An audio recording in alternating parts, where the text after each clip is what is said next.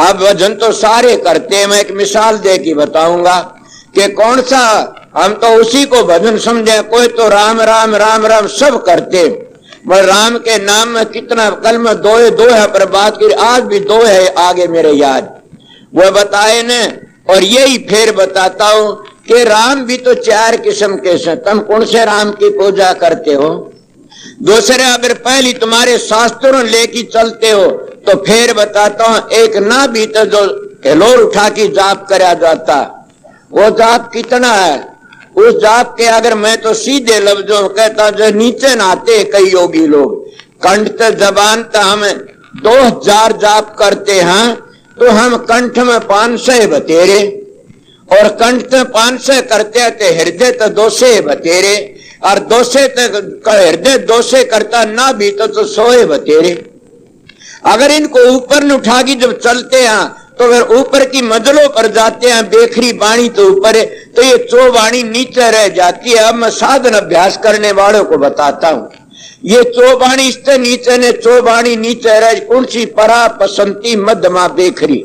कबीर साहब कहते चौबाणी हम न मानी, इन चौबाणी नीचे रहे, इनको नीम क्यों नहीं मानी ने?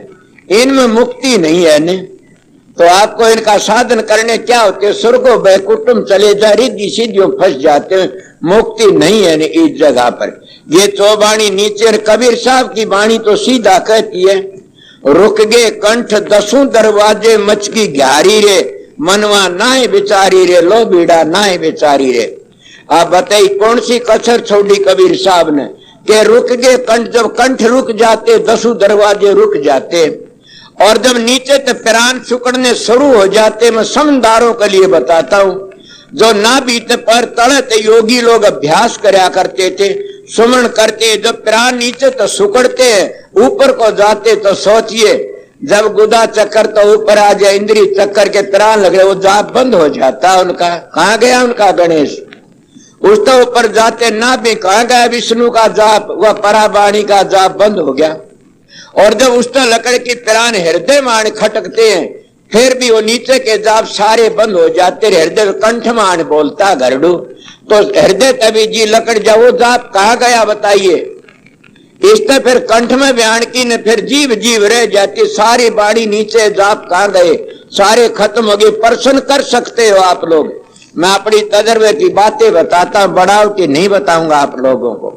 ये सारे प्रश्न कर सकते हैं, तो ऊपर के भी हो जाए, हाँ हो सकते हैं, कोई बड़ी बात नहीं है। नीचे कब्रिस्तान है, नीचे क्यों होता है? 10 दरवाजे उरे लगे, मुक्ति नहीं है ने। मुक्ति तो 10 दरवाजों आगे से 9 दरवाजे खाली करके जब 10वीं गली पहुंचोगे, तब तुमने पता लगेगा उस गुरु के भजन का। इससे नीचे गुरु का भजन नहीं है, इतने नीचे तो, इससे ऊपर है सतगुरु का भजन। तो इसलिए नीचे नीचे तो और ही बात है, कब्रिस्तान है, मुर्दे हैं नीचे, उनकी ऊपर की झलक पड़ती है नीचे।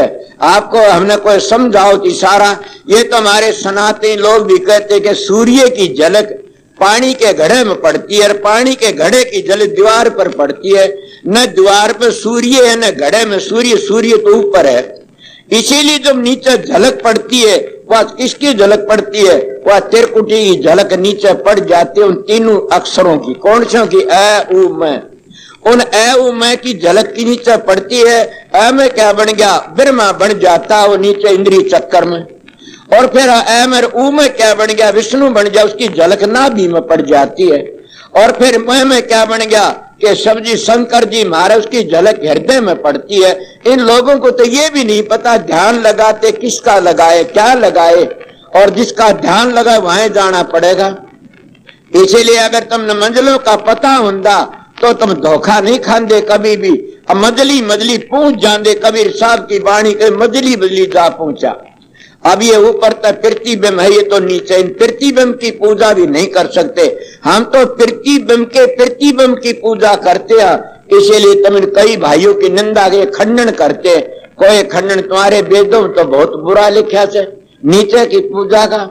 मैं तो वेदांती नहीं, मैं वेदांत जानता नहीं, मैं वेदांत के असूलों को जानता हूँ, वेदों की लाइन को जानता हूँ। वेद तो देखे से पढ़े नहीं, मेरे पास है चारों वेद। इसीलिए बताता हूँ, जब तुम साधन अभ्यास करके इनको छोड़ के चले, इनकी झलक पड़ती है, वह झलक ऊपर जाते हो तो ये हूबहू तीनों अक्षर मिल जाते। कहाँ मिलते हैं? त्रिकुटी में।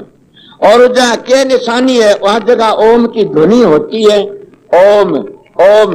और कई कई बाबा के मुसलमान के हु कहते हैं, कई बम बम बोलते हैं। ये कावड़ चढ़ाने वाले भाई कावड़ लाते हैं, ये अगर एक बार भी कावड़ चढ़ा दी उस शिव जी की पिंडी का, इनकी 100 पीढ़ी कर जाएंगे। तो यहाँ पत्थर की मूर्ति का पानी चढ़ाते हैं और फिर इनके ढांचे खराब हो जाते हैं। क्यों? असली शिव जी का तो ठोकर मारते हैं, असली पार्वती को धक्के देते हैं और पत्थर की मूर्तियों को पानी चढ़ाते, गंगा जल चढ़ाते। बताओ तेरे किस तरह के?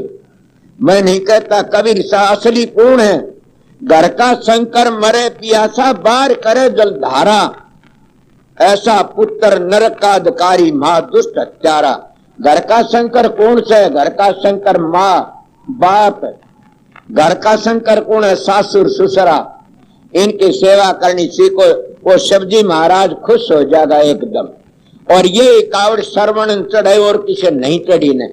ये बातें क्यों आ गई मेरे आगे कि मैं अंतर की बातें कहता जा रहा था। अब उस जगह पर जाके 3 ध्वनि होती है, 3 अक्षर है।